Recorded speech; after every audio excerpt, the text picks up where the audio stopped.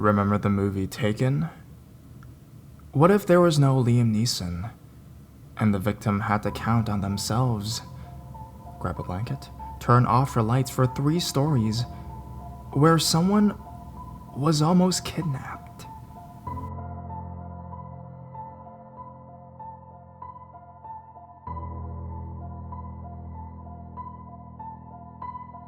They had tried to kidnap her. Hello everyone. This just happened a few nights ago, and I decided it would be a good story to share on the site. Just to forewarn though, I do not live in an English-speaking country, so there's going to be numerous grammatical errors or weird phrasing. But please, bear with me since I really want to share this story. Okay, so I live in a dorm where a strict curfew is implemented to keep us students from partying all night. So at exactly 9 p.m., all dormers should be inside the building or else they get locked out for the whole night. But this never really deterred a few co-dormers of mine from partying late. Numerous times, I get to see them sleeping in the front steps of our dorm as I'm heading out in the morning for a run. And security isn't really an issue since the front doors of our dorms is glass and there's a security guard from inside that gets a clear view of the front building. Anyways, it was 2 in the morning and I was just heading home from a thesis meeting with my group. Dreading the thought of sleeping outside my dorm, I pleaded for my group mates to accompany me home so that I had proof that I didn't go out partying. Thankfully, my group mates obliged, and we all started walking to my dorm. We were rounding the corner to my dorm building when suddenly, one of my group mates lets out this blood-curdling scream. We all shocked and snapped our head towards her only to realize she was looking straight up ahead. We all turned to what she was staring at to find a van in front of our dorm with the side door open and 2 men carrying a sleeping dormer in between them. Instinct took over me and I found myself sprinting towards the van. Thankfully, the rest of my group follows behind me because I honestly didn't know what to do when I reached the van. Luckily, alarmed by our number and the scream that would have been heard for miles, the men dropped the girl they were carrying and rushed back into the van before driving away. The girl they were trying to kidnap wakes up at the same time that the security guard run out to investigate the commotion.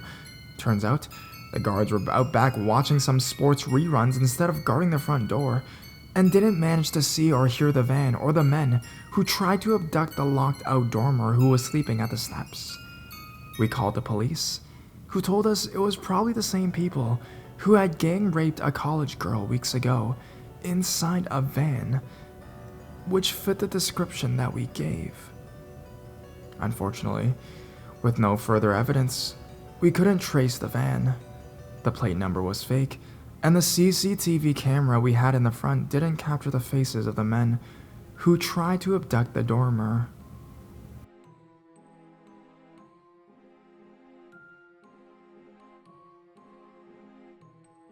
Guy tries to kidnap my sister. So this is not my story, it's my sister's.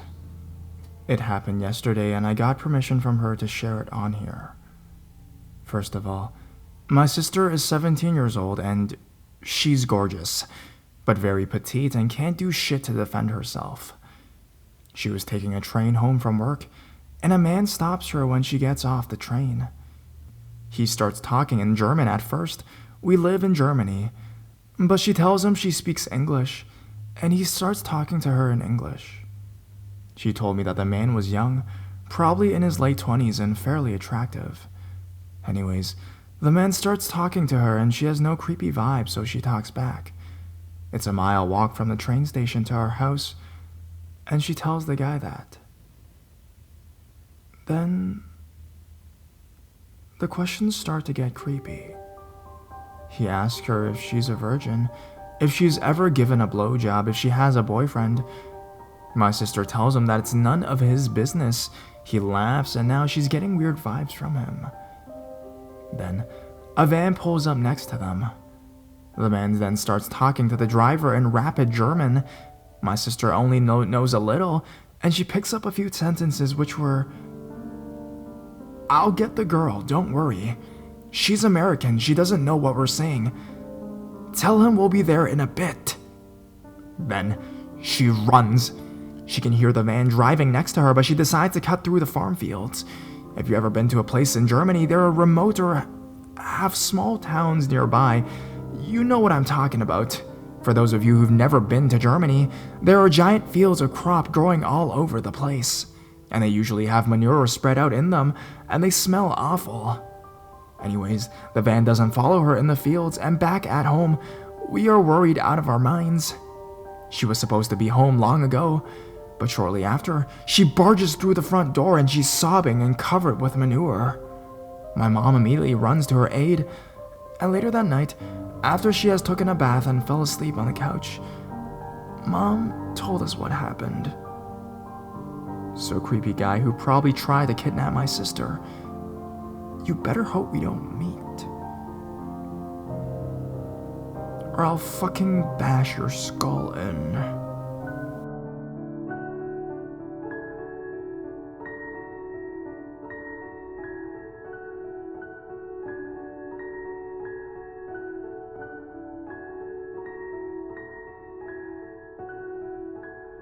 I will never help a random stranger out in the street, no matter how convincing they are. This happened to me back in 2007. I was 9 years old and my brother was 14. My mom has sent us out of the house with about $30 to go to a movie and maybe get a bite to eat afterwards. After watching the movie, it was getting pretty dark and I was ready to go home.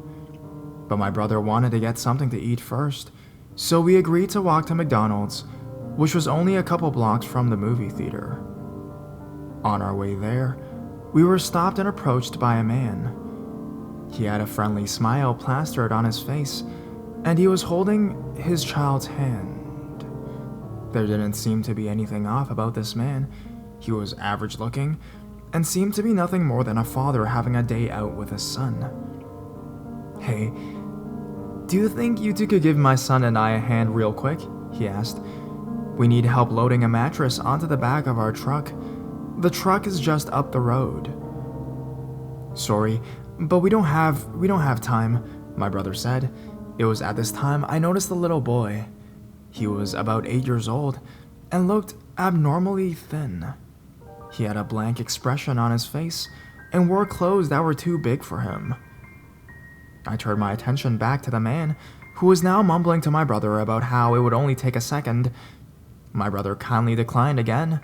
Being the helpful kid that I was, I joined him with the man and tried to persuade my brother that we should help them out. I turned to my brother, who was now staring down at the little boy. My brother had a disturbed expression on his face as he looked down at the child.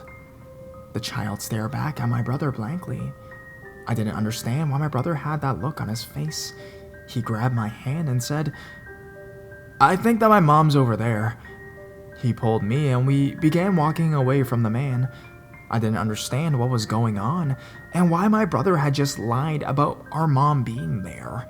He didn't let go of my hand and practically dragged me until we were a far distance away from the man and his son. I looked back and could still see the man holding his son's hand, only now he wasn't smiling anymore. He had a look of fury on his face, and he yanked the little boy by the arm and they walked away. I pulled away from my brother's grasp and bombarded him with questions. He shushed me and pulled his cell phone out of his pocket. He dialed in a number and began pacing around nervously while talking on the phone.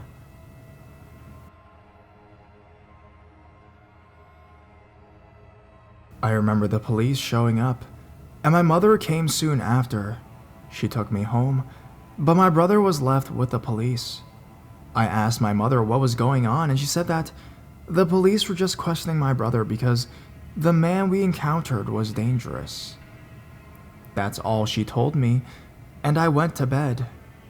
By the next morning, I had almost completely forgotten about the incident, and things went back to normal. It wasn't until a few days ago that these memories flooded back into my mind. I decided to call my now 22-year-old brother to get some answers. When I brought the ordeal back up to him, he finally gave me the information I wanted to know. And now that I know everything, I understand how fucking terrifying our encounter with the man truly was. My brother told me that while the man was constantly trying to convince us to come with him, he happened to look at the little boy. The little boy then looked at my brother with his eyes filled with terror and mouthed the words, "I'm not his son. Please help me." Then his expression went back to being completely blank, almost as if he had never said anything at all. This was why he had become so freaked out and snatched me away. When he called the police, they hurried down and he described the man the best he could. They couldn't do much with the little information my brother had given because we hadn't even seen the car that the man supposedly had. My brother told me that a few weeks into the investigation, they had found the little boy who was with the man dead. His body had been cruelly dumped in the woods. The cause of death was malnutrition and dehydration. If my brother and I had gone with the sicko, we likely would have met the same fate. He obviously couldn't have kidnapped both of us on his own, as my brother was a fairly strong fellow. That meant he had other pedophile partners who would help him snatch up unsuspecting kids. Unfortunately, they were never able to catch any of the sick fucks who did this to the child, but the man was definitely not his father. His real parents had been searching for their missing son for almost a month. The pedophiles had managed to capture the poor kid and used him as their puppet to try and kidnap other children. Every time I think about the boy, I feel a deep pity for him. He was only a year younger than I was at the time, and I can only imagine how terrible it must be to slowly starve to death. And to the disgusting bastard who starves and murders children, you better hope we never meet.